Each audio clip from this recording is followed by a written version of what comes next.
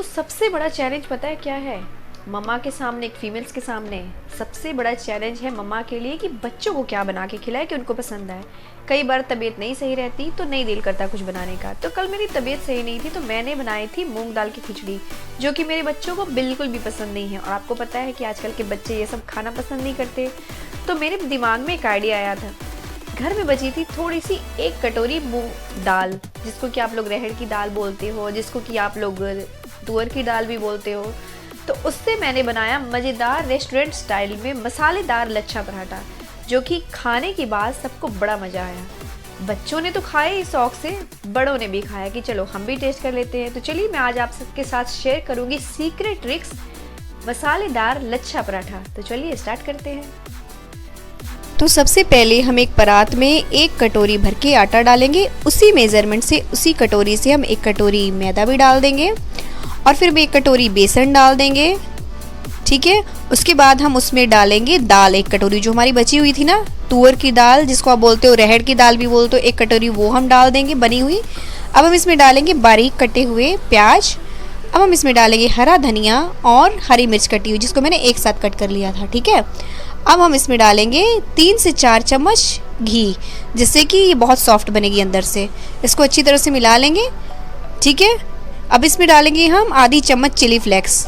फिर बेसिक से मसाले डालेंगे, जैसे कि हम नमक डाल लेंगे, इसमें हम डाल लेंगे लाल मिर्च का पाउडर डाल लेंगे, जीरा डाल लेंगे, सूखा धनिया डाल लेंगे, काली मिर्च का पाउडर डाल लेंगे। तो इस तरह से आप कुछ बेसिक से मसाले ऐड कर सकते हो। ठीक है, तो सारी चीज़ें डालने के बाद हम अच्छी तरह से सबको मिक्स कर लेंगे, ताकि जितने भी मसाले हैं वो मुझसे ऐड हो जाए। अब इसमें हम थोड़ा थोड़ा सा पानी डालेंगे। पानी हमें ध्यान रखिए एक साथ नहीं डालना है, थोड़ा थोड़ा डालना है, ताकि इसका अच्छा सा सॉफ्ट डो तैयार हो जाए। तो ये देखिए मसालेदार लच्छे पराठे का डो अच्छा सा परफेक्ट रेडी हो गया है। अब इसके ऊपर हम अच्छे से घी लगा देंगे, ताकि ये आटा और सॉफ्ट हो जाए। अब इसको हम ज़्यादा नहीं, 5 मिनट के लिए केवल रेस्ट करने के लिए छोड़ देंगे। ठीक है, तो इस तरह से डो रेडी हो गया। ये देखिए सॉफ्ट हो चुका है। अब हम इसको 2 छोटी छोटी 3 से 4 लोइयाँ बना लेंगे। तो मैंने यहाँ पे 3 लोइयाँ बनाई हैं आटे की। तो इस तरह से आप लोइयाँ बना लेंगे। अब आटा लगा के थोड़ा सा हम इसको बेलेंगे अच्छी तरह से बेलने के बाद अब इस तरह से आपको कटिंग करोगे, ताकि आपके अच्छे से लच्छे बन जाएं और बहुत ही परफेक्ट मसालेदार लच्छा पराठा बन जाए। तो इस तरह से बड़ी सी रोटी बेलने के बाद आप इसमें लगाओगे 1 चम्मच घी, जिससे कि ये खस्ता भी बनेगी, सॉफ्ट भी बनेगी और बहुत ही टेस्टी इसका आएगा। अच्छा, इसका टेस्ट बहुत कमाल का आएगा। ठीक है, करोगे यानी कि ऊपर और नीचे की तरफ आप इसको मोड़ते जाओगे। इस तरह से प्रॉपर आप बिल्कुल एक ही तरह से परफेक्ट एक बराबर आपको इस तरह से अपोजिट और राइट डायरेक्शन में पूरा आपको मोड़ लेना है। अब इस तरह से फोल्ड करने के बाद अब इसको फिर एक बार सर्कल में इसको राउंड घुमा लोगे और नीचे से ले जाके इसको दबा दोगे। ठीक है, ये हो गया परफेक्ट। अब हम इसको आटा लगा के फिर से बेलेंगे अच्छी तरह से। ठीक है, तो इस तरह से हम इसको बेलेंगे परफेक्ट बिल्कुल अच्छी तरह से। जब ये बिल्कुल देखिए, इसको बहुत ज़्यादा दबा के आपको नहीं बेलना है, ताकि जो लच्छे होते हैं ना वो उतने अच्छे नहीं लगेंगे। तो इसको हल्का हल्का सा करके बेलना है। ठीक है, इस तरह से घुमा घुमा के। अब गैस पे घी डालने के बाद हम इसको रोटी को डाल देंगे। तो इस तरह से रोटी डालने के बाद जब एक तरफ से सिक जाएगी ना हल्की, तो साइड साइड से घी डाल देंगे, ताकि नीचे से भी कुरकुरी और अच्छी बन जाए। तो इस तरह से फिर हम आगे की तरफ घी लगाएंगे और इसको अच्छी तरह से घी लगाने के बाद बिल्कुल इसको हम फ्राई कर लेंगे। ये रोटी जैसे आप कहते हो ना, इसको फ्राई कर लेंगे। ये देखो, तो इस तरह से बिल्कुल जब कुरकुरी हो जाएगी, सॉफ्ट क्रंची हो जाएगी ना, तो ये बहुत खाने में अच्छी लगेगी। अभी अच्छी तरह से पक चुकी है पूरी, दोनों साइड से देखिए पक चुकी है। अब हम इसको निकालेंगे प्लेट में। अब हम क्या करेंगे, प्लेट में निकालने के बाद इसमें घी लगाएंगे। तो मैं भी आपको ये देखिए, ये निकाल दिया मैंने। ये कितना परफेक्ट बना है, कितना खूबसूरत इसका कलर आया है। इसी तरह से मैं आपको दूसरा भी बताती हूँ, ये मैं आपको दूसरे तरीके से बताऊँगी।